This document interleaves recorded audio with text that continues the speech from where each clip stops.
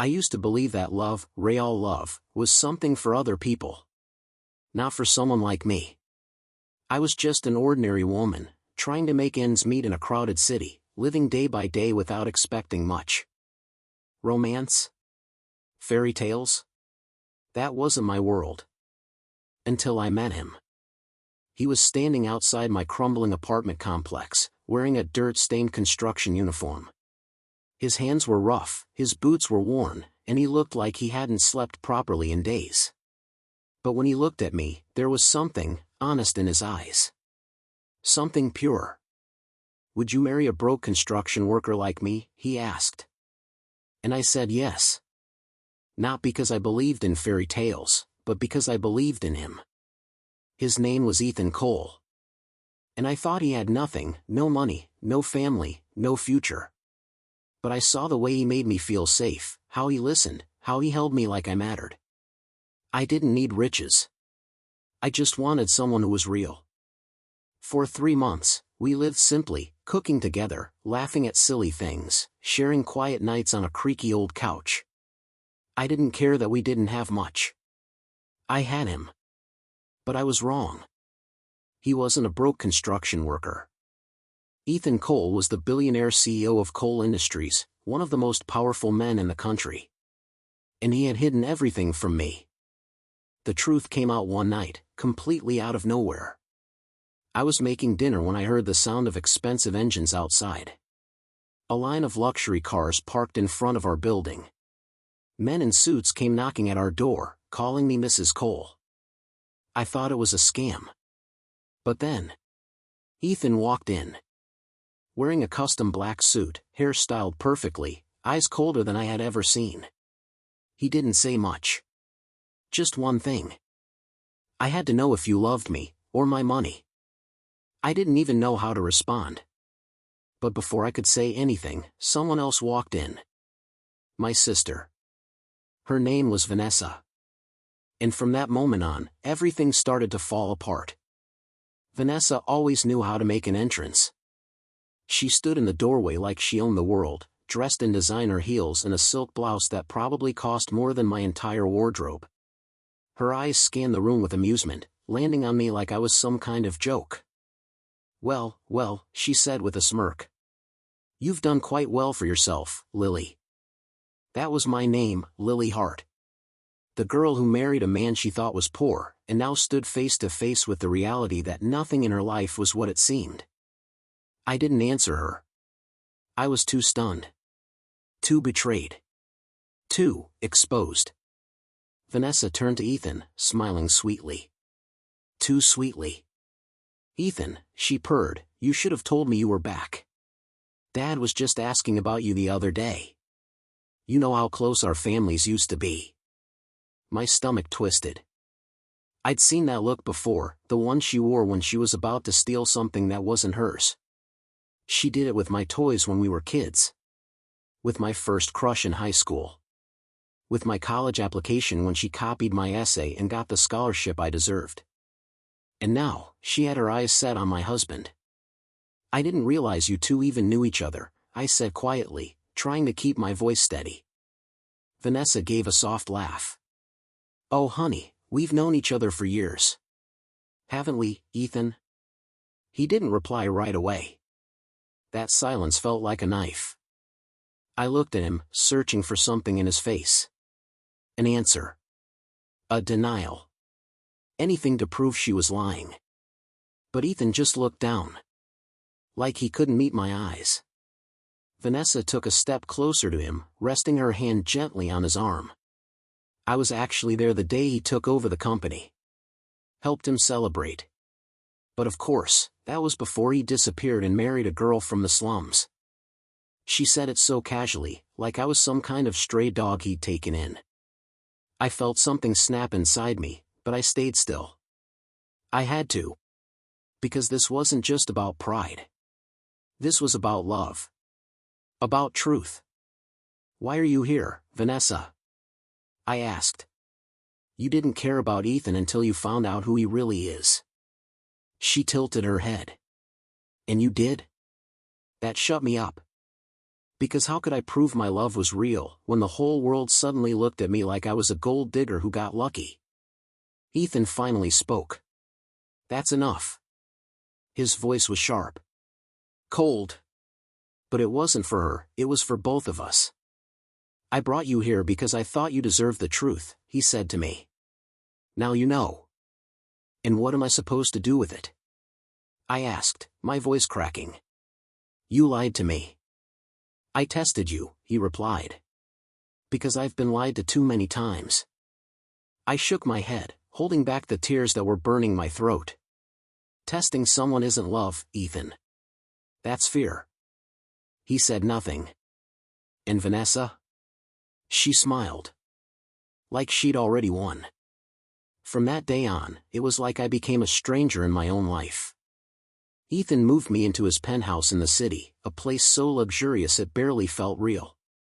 Marble floors, glass walls, elevators that spoke when you pressed the buttons.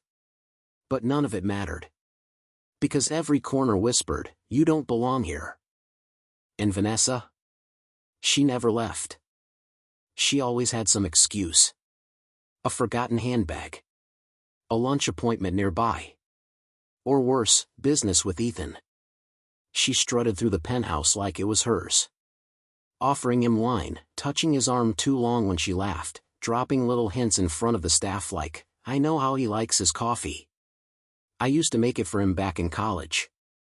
I tried to ignore it at first. Tried to be the bigger person. But one night, I overheard her speaking to someone on the phone from the hallway. She's a nobody, she whispered. Just a placeholder until I take back what should have been mine from the start. I stood there frozen, clutching a cup of tea meant for Ethan, watching the steam fade as the cold truth settled in. She wasn't going to stop. And Ethan? He was distant. Guarded. It was like the moment he revealed his real identity, he built a wall between us. We still shared a bed, but there was a silence that crept in at night. A hesitation in his touch. A question in his eyes. Did he think I was like the others? One morning, I asked him directly. Do you regret marrying me? He didn't answer. Instead, he got up, straightened his tie, and said, I have a board meeting. That silence said everything. But I wasn't going to give up. Not on my love. Not on myself. I started showing up at Cole Industries, quietly observing, learning. I sat in on meetings, helped his assistant with reports, brought coffee to the staff, and stayed late to organize files no one else wanted to touch. People started noticing. Even Ethan. One evening, as I handed a corrected proposal to his senior VP, I caught him watching me from his office window. His gaze wasn't cold this time. It was searching. But of course, Vanessa was there too. She waltzed in with a bouquet of orchids and placed them right on his desk. For you, she smiled, just like old times. He didn't stop her. And I didn't flinch. Because I was no longer the girl who cried in kitchens or hid behind cracked walls. I was Mrs. Lily Cole. And I would not let lies destroy what we built. Not without a fight. Vanessa's trap came in the form of a scandal. One morning, the tabloids exploded with headlines. Wife of billionaire Ethan Cole caught visiting ex-boyfriend. Was Lily Hart ever faithful? The Cinderella fairy tale, built on lies? My phone wouldn't stop buzzing. Dozens of messages. Journalists at the lobby. Even Ethan's board began pressuring him for a public statement. And the worst part? The photos were real. Me. Sitting at a cafe. Across from a man I hadn't seen in years, Daniel. My ex. But what they didn't show was that he'd reached out claiming he had news about my mother's health. He said it was urgent. Said he didn't want anything from me, just 10 minutes to talk. I had no idea a photographer had been sitting 2 tables away. Or that Vanessa had paid him. That night, Ethan came home with a look I hadn't seen before. Not just cold, but disappointed. Like he'd finally found the proof he needed to stop believing in me. Is it true? He asked. My heart sank. No, I whispered. He's from my past. He told me my mother was sick. That's all. Ethan nodded slowly. But I could see it, he didn't fully believe me. Not yet.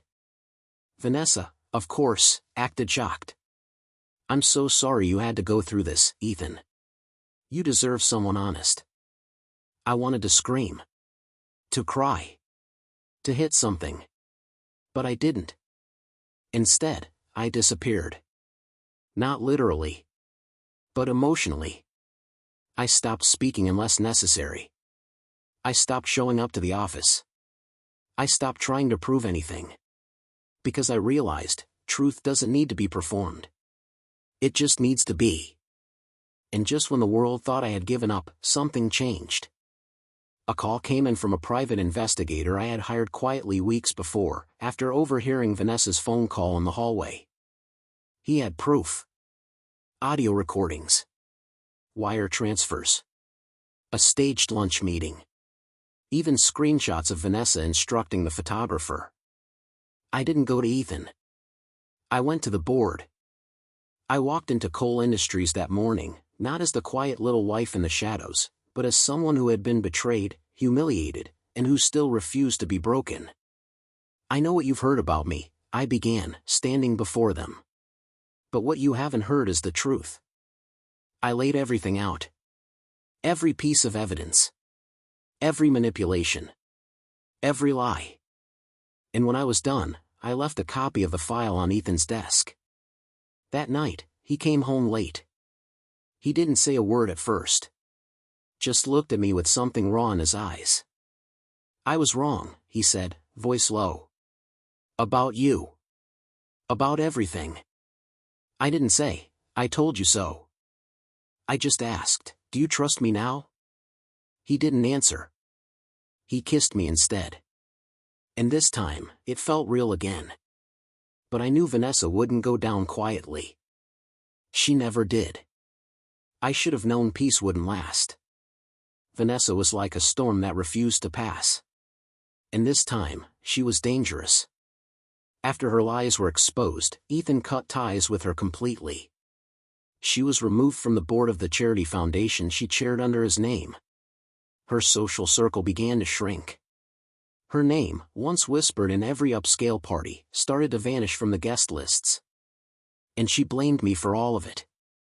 One evening, as I was walking back to my car in the underground parking garage of Coal Industries, I heard footsteps. Slow. Deliberate. Echoing off the concrete like a countdown. I turned. It was her. Her heels clicked against the floor like knives. She was holding something in her hand. At first, I thought it was a bag. But it was a vial. A syringe. What are you doing? I asked, my voice steady but my heart thundering. She tilted her head, smiling like a porcelain doll with a crack down the middle. I lost everything, Lily. My job. My name. Even Ethan. And all because of you. You did this to yourself, I replied. You lied. You manipulated. You tried to destroy me. And I failed, she said softly, stepping closer. But I won't this time.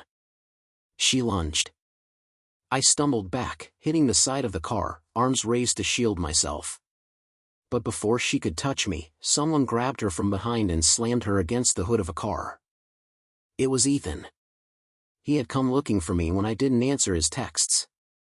Vanessa screamed, kicked, fought, but Ethan held her there, his jaw clenched tight. His security team came seconds later. The syringe hit the floor and rolled beneath the car, but the damage had been done. She was arrested on the spot. And I stood there shaking, watching the woman who shared my blood be dragged away like a criminal. Ethan turned to me, eyes wide with terror. Are you okay? Did she touch you? I nodded slowly, unable to speak. He wrapped his arms around me so tightly I could barely breathe. But in that moment, I didn't want to. I thought I lost you, he whispered. And I realized. I never want to feel that again. That night, I sat in his office, curled on the couch, wrapped in a blanket. He kneeled in front of me, took my hands, and looked at me like he had the first time he asked me to marry him. "I don't care if you ever believe in me again," he said. "But I believe in you. I see you now. Not as a test. Not as a gamble. But as the only person who ever truly loved me for me." I felt something shift inside me. Like the final wall between us had cracked and fallen away. And for the first time since our marriage began, I knew he wasn't hiding anymore. Neither was I. After the incident, things didn't just go back to normal. They evolved. The press had a field day with Vanessa's arrest. Sister of billionaire's wife caught in murder plot. From high society to handcuffs. But I stayed quiet. I gave no interviews. No public statements. Because I didn't need to explain myself anymore. Ethan stood by me, publicly, privately, completely. At the next charity gala, he walked in holding my hand like it was the most natural thing in the world, leaned into the mic, and said, "This is my wife. She's not just my partner, she's the reason I know what love truly is. And from now on, everything we build together." That was the night everything shifted. He offered me a position at Coal Industries, not just as a figurehead, but as an actual partner. He knew I had ideas. I had drive. And most importantly, I had earned it. Some people raised eyebrows. "She's just the wife. She doesn't have a business degree. This is favoritism." But I didn't need to prove anything to them. I showed up every day. I learned. I listened. I stayed late. I challenged Ethan when I had to. And eventually, people stopped looking at me as the girl who married rich and started seeing me as Lily Cole, strategist, speaker, leader. Ethan and I still had our moments, late-night arguments about business, quiet misunderstandings at home. But we fought differently now. With honesty. With trust. And always with the knowledge that we were building something real. One afternoon, after months of silence, I got a letter from Vanessa. It was short. Just 3 sentences. "I hated you because you got what I always wanted. But now I see, you never stole anything from me. You just loved him better." I didn't cry. I just folded the letter, placed it in a drawer, and moved on. Because I had something more important to focus on. A life that was finally mine. And one morning, standing on the balcony of our apartment as the sun lit up the skyline, Ethan came up behind me, wrapped his arms around my waist, and whispered in my ear, "You saved me." I turned to him and smiled. "No," I said softly. "We saved each other." 5 years later. The world had changed. Or maybe I had. Our names had long stopped making headlines. Vanessa had quietly disappeared from the public eye. Some said she moved overseas, others claimed she changed her name. I never followed up. Some ghosts are better left buried. Ethan and I built something stronger than just a company. We built a life. A real one. No more secrets. No more tests. Just quiet mornings and loud dinners, long days at the office and even longer nights spent dreaming out loud together. But the greatest chapter of all was the day I held our daughter in my arms. Her name was Grace. Tiny fingers, soft breath, a heartbeat that somehow matched mine like she had always been a part of me, even before I knew she existed. Ethan cried when he saw her. Not the dramatic kind of crying. Just a single, silent tear. And that said everything. He held her like she was made of glass and whispered, "You'll always know what real love looks like, little one." Sometimes I still walk through the city with her in my arms, remembering the days I used to ride the subway in worn-out shoes and doubt in my heart. Back when I thought love was for someone else. Now I know better. Love didn't come to me in diamonds or champagne. It came in the form of a man covered in cement dust asking me to take a leap of faith. It came in the form of betrayal, pain, heartbreak, and the choice to rise again. It came in the form of a child with Ethan's eyes and my stubborn chin. And every time I look at her, I'm reminded. I didn't marry a billionaire. I married a man who needed to be seen. And he saw me too. For everything I was. Everything I am. And everything I will become. Together, we built a life that no scandal, no lie, no storm could tear apart. Because in the end, love, when it's real, doesn't just survive. It transforms.